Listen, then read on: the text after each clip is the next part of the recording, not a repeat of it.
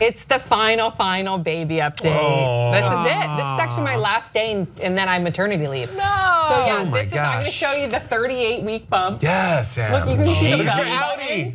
Look at, isn't that's a cheesy, crazy. She's ready. Is your back still? Yeah. My back hurts so bad, and she's dropped. So and I think she had dropped last time we did a big for sure. too. So she's dropped. Her head's like down here. She's on her way. She's moving and grooving. Don't cross your legs. It's bad for you. I know. Yeah. I keep crossing my legs, and my pelvis was off. I went to the chiropractor, and they realigned it. We want that pelvis open. We want it open for delivery, so got to keep it open. So you're like 2 weeks out. I am 2 weeks out, give or take. Grace, it could be any moment. Right. Statistically, your firstborn, you're gonna be closer to your due date, but your due date could change, meaning if I was inaccurate when I gave my OBGYN when my last menstrual cycle was, then my due date's off. But I was accurate. Because you were trying. We were trying. So you're the pregnant person I've been around the most during their pregnancy. I don't think I've ever seen a person this many times during a pregnancy. You've seen the belly evolve, everything evolve. It was crazy. I went back through old clips and just for another reason, not just to look at your belly, but I was like, oh my God, it changes so much. It's crazy. Did you ever tell us about the moment you found out? No, and don't be like, oh, but for you, were you there like, well, the angel came down from heaven. I kind of brought it, I kind of brought it up to Brett earlier because we were trying, and I was at Disneyland, and I was about to ride, I was gonna say Guardians of the Galaxy, but then it was Tower of Terror. Yeah. And something in me, because I had these weird rashes right here that I'd never had before. And I was like, that's weird, but I had not taken a pregnancy test yet. I technically had not missed my period yet. But I felt like something was up with my body. And then I was about to ride Tower of Terror, and I'm like, I'm not gonna ride Tower of Terror because what if I'm pregnant? And then 2 days later, I took a pregnancy test, and it was very faint. And my husband and I didn't know, if you have a faint second line, that's still positive. So we didn't know, but we made a doctor's appointment and then they confirmed it. But if you have the faintest line on a pregnancy test, you are pregnant. Are you sure you weren't kind of pregnant? You are pregnant. It just feels like a kind of thing. That hormone just hasn't grown stronger in your body yet on that testing stick. But you are pregnant if you have a faint positive line. So I was, Were you at Disney? You know how the commercials that you could I be pregnant? Yeah. Was that you I didn't say anything. I just said I didn't feel like riding the ride today, and I went out and I got a coffee, and I think I was with my dad and Mark, and they rode the rides. But I was I didn't want to scare anyone. I didn't want to So. This is a little unrelated, but back to Tower of Terror. Do you stand? It's an elevator that drops, right? Yeah. Do you stand up? No, you're sitting in four tiered rows. Okay. And you have a seat belt. It's so fun. It's the best ride ever. There's a normal elevator where everyone's sitting in seats like this. Yeah. Like a normal elevator with a seat belt. I have a weird childhood memory that I've had, and now I know it must be a dream or something, that I was on Tower of Terror with my family, but we were all standing up in an elevator, and it was like, whoa! But that obviously could not have been true. Back to you, Sam, and being pregnant. It's interesting. It's like being pregnant. Sam, so she's like, great, Grace. Sam's gonna be a great mom. Sam's gonna be a great mom. Great idea. Anyhow. Back to honey. me. Yes, honey, you're special, honey. That's so funny, Grace. There it is again.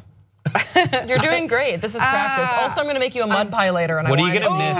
What are you gonna miss the most about being feeling preggo? her? I love feeling her. She just moved just now, and I just love having that attachment all day long to her. But I can't. I'm ready now. A week or so ago, I think I had all different variety of emotions, and maybe I'll go back through those variety of emotions. But a week ago, I was anxious, scared, nervous, fearful, all of the above. Couldn't wait to meet her. Didn't want it to be too rushed. And now I'm but I've been doing major training, training for it's like an event. So I've been mindful training. I've been breathing training. I've been meditation, even pain management training. Where there's a great book called A Mindful Pregnancy or Mindful.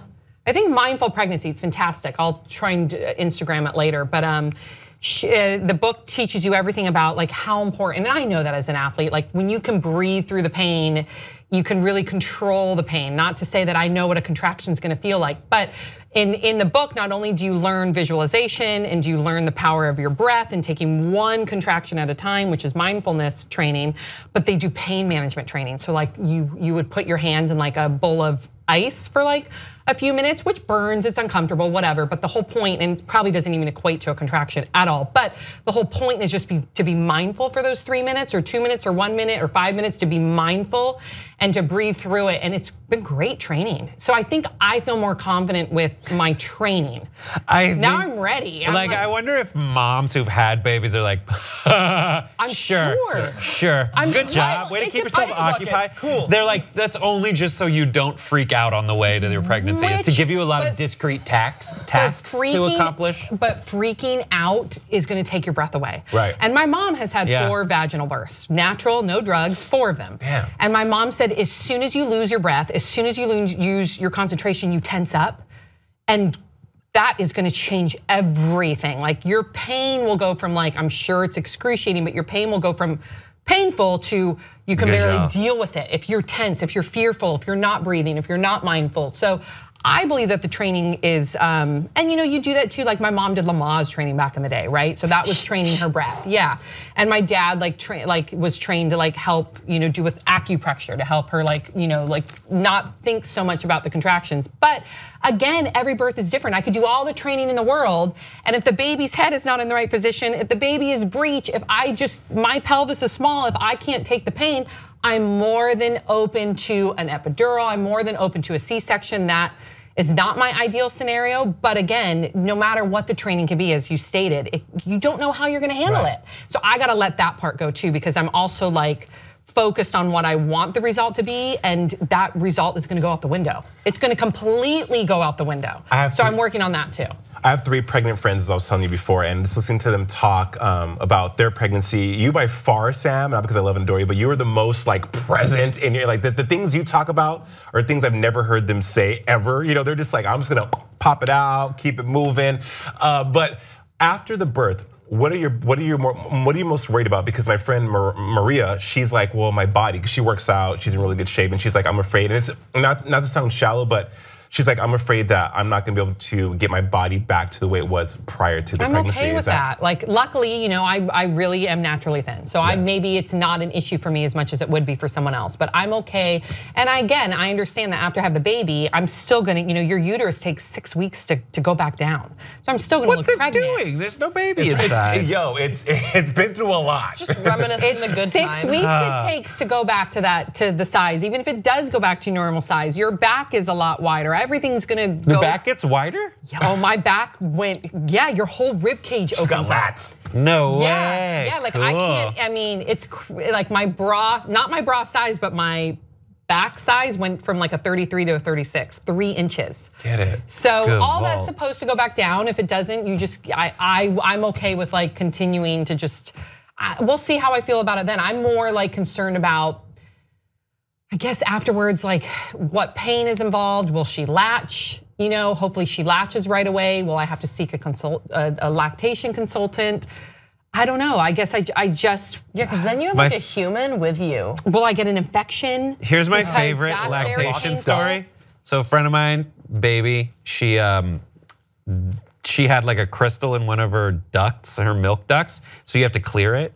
But it was a pain in the buns to clear. So they said go into a shower because it's just calcified and you have to get it warm and then massage it out. But she got so tired that her husband had to come in to the shower and just do this on her boob for 10 minutes. And that is painful, it's an infection. You know how bad an infection hurts. If you have an infection on your finger or your knee and you touch it, it hurts. So you can imagine if your breast has an infection and then the baby's trying to feed, and so that's more of my concerns, but I guess we'll just have to wait and see. To think that it could be today, to think that it could be a week, to think that it could be in 2 weeks is mind-boggling to me. That I'm gonna be holding my baby and staring at her, and that. And she's gonna look like an alien. Yeah. Be ready for that. They look like aliens. I know they all look like aliens. Because they've been they're not cute for the first 6 months. You're gonna take photos of her. I can't wait. Our bags are packed. She's gonna go down the slide. The car seat's in. Everything's ready to go. Lemon for the first time. She'll taste a lemon and make that squishy face. Yeah, and you're gonna. This is what's also kind of cool to think about. Is that you Samantha Shocker are about to be like a fount of information for her. Like I always thought that think about it, like I used to ask my dad and my parents, I was like, you are Wikipedia, you know everything. And it's crazy to think that now because they're so dumb. But at the time, at the time, I would just, they were who I went to for all these questions. And you and Mark are gonna be that thing for a human, and you're gonna be an amazing resource for them. But you're also gonna be able to Wikipedia that shit. Yeah, I can be like, oh, hang on, let me think. Hey, my friend Kendra, so we were at lunch, she's also pregnant, and we were at lunch, and because I thought of you, and I asked her, like, Kendra, like, what are you afraid of during pregnancy? You know what the #1 fear she was afraid of? What? Crapping on the table. That was a fear of mine, like, I think maybe even before the pregnancy, because like I have so many friends and siblings. Is it a guarantee? No, but here's, okay, so it's the last thing you're gonna worry about. And believe me, like a year ago, I thought about that too. But my sister's also a nurse. Like the nurses are trained to like immediately get rid of it. But it's the last thing you're gonna worry about. And I can imagine too that is like the last thing that you will worry about. So I think tearing really scared me. Now I'm not so fearful of tearing. I've been supposed to have been like massaging. Massaging my perineum, is that what it's called? Yeah. I haven't been massaging it. I need to be massaging it. Shut up, Brett. You said grundle. Yeah, but they recommend to massage it, but squats are supposed to help stretch the perineum. I do a lot of squats. So I've been stretching that, but if you tear, you tear. I mean, you just gotta surrender. And again, but will I feel it if I'm not on an epidural? Probably, maybe not. You'll be fine, dude. I guess it's supposed to be burning. And I don't want people out there to feel like shamed like if they had an epidural. I have nothing against epidural. I'm more fearful of the complications from an epidural. I'm not saying I don't want to get an epidural because I'm like, I want to do. Your plan. Yeah, I don't want the complications because there are complications that go with an epidural. So again, if I end up having an epidural or a C-section, to each its own, but I hope that I can do this naturally with no drugs so I can wander and do my thing and not have complications and things like that. I'm just ready for her to talk when she comes. I'm gonna be really ready for We have to get shots. We have to get our shots. You Tdap and all that? Yeah. Tdap, yo. We got to get it early. Go get the Tdap. Go to the worst part is like Tdap. Tdap is a shot that you have to get to touch a baby under 6 weeks. And so you gotta go get it. But that's a controversy too. And again, like you'll go on the mommy forums and there's so much judgment. I don't want to express any judgment, but you're right, Brett. Like the CDC will recommend for the mom and for the family to all have the Tdap, which is diphtheria, tetanitis, and whooping cough, which is pertussis. So that's the Tdap, and they recommend that everybody goes and gets it. We've had everyone in the family get it. I, being pregnant, and this is full disclosure, I'm not getting the Tdap until after she comes out of me. Yeah. But they recommend that at 37 weeks, I get the Tdap. The alternative to that is you don't get it at all. The other alternative to that is right when I give birth to her, I will get the Tdap, and then she will get the antibodies from my breast milk. That's a decision I made. So for me, it's like I feel like I'm doing the best of both worlds because I just don't want to put anything in my body right now. But some people will say that that's not the right thing to do. Others will say that it is. I mean, like in Europe and in New Zealand, they tend to do it in Australia, the way I'm doing it. But again, there's judgment with all of that too. Everyone in our family I've had to have my parents get the Tdap, Mark's parents get the Tdap, Mark has gotten the Tdap. But you can still be in the room, according to a midwife. You just wouldn't be able to like hold them. You can't breathe on the baby. This makes me wonder about, must have been a lot of health complications in Rosemary's Baby, because a lot of people were in that room, and I don't think point, Grace. all of them. Hey, Grace, I'm glad you brought that up. Was whooping cough prevalent there though? Because whooping cough's very prevalent in LA. I don't think they knew. They didn't consult with each other when they had, when Satan was born. Whooping cough is pretty prevalent in Los Angeles and New York, so they recommend if you're in a different state, maybe it's not that big of a deal, but they recommend here in Los Angeles that it is. Mark? How's Mark doing? Because we never see Mark. We always see Samantha Shocker. But like, what is this whole from start to finish? How? And what are the conversations? What are his fears? I'm sure he's had the same fears as me, and we've gone up and down. But we've both done such a good job in informing one another. Like Mark has his daddy books. He has his daddy apps. We have a doula. The doula's been incredible. Ivy, Brett knows her. And I think just all that information, we took a shit ton of parenting classes. And again, I'm sure you can figure it out on your own, but it gave us the confidence. So I think that's helped his confidence, and certainly it's helped my confidence. So yeah, I wonder if I remember any of it. I don't know if I even, because you learn so much. It's like, do I still remember how to do infant CPR? maybe I should do a refresher course already. I know how to do that, but I haven't had my shot. So I actually do know how to do that. I do too, though. I took a course. Yeah, but so you're better at it than me. I was trained in that. Good for Grace. And even my OBGYN's like, yeah, you're not gonna need. Did she say bring don't Grace? Choke. Huh? Did she say bring Grace? Yes. In case. Yes. If Grace gets the Tdap. Do you have a Grace? Make sure you got one. But yeah, I mean, at the end of the day, I just hope that it's not like Rosemary's Baby. I don't want it to be like Rosemary's Baby. I want everything to just work out that's supposed to be, and I want people and myself to like hold off judgment. I don't want to ever come off judgmental. Can I just say one more thing? Sorry. Yeah. I know I'm being like all over the place in this, but I'm trolling you because I'm sad that you're going to be gone on maternity leave. Yeah. So this is my nervous energy being like Rosemary's Baby, fucking the omen sort of thing. And it's not, I just don't want to be like it's rude. It's just like, I don't think you're it's not going to, rude. this little chair I know. is not going to be with you. And it's weird and it makes me just want to talk about Rosemary's Baby and not confront my actual emotion. It's like, we're happy that you're having a baby, but we're selfishly like, Sam had a baby. That makes me sad, you're right, because it just hit me like I won't be sitting in this chair for quite a bit, and I won't be sitting in this chair without Sophie in my tummy. Yeah. That makes me really emotional. Yeah, Sam. Wow, like she'll be at home, but this is such even though I'm ready to birth Sophie, like it reminds me that I need to cherish this moment where she's in my pouch. This is it. I'm a marsupial. I'm a kangaroo. She's like, Sam, this is it. Like, be present. Oh but if you were a marsupial, she'd be able to crawl in and out of your body whenever you want. I would love that. I wish I was a marsupial. Have, I think, 3 uteruses. Oh, really? I don't know. I think that was 2 uteruses. I don't know. You have multiple uteruses.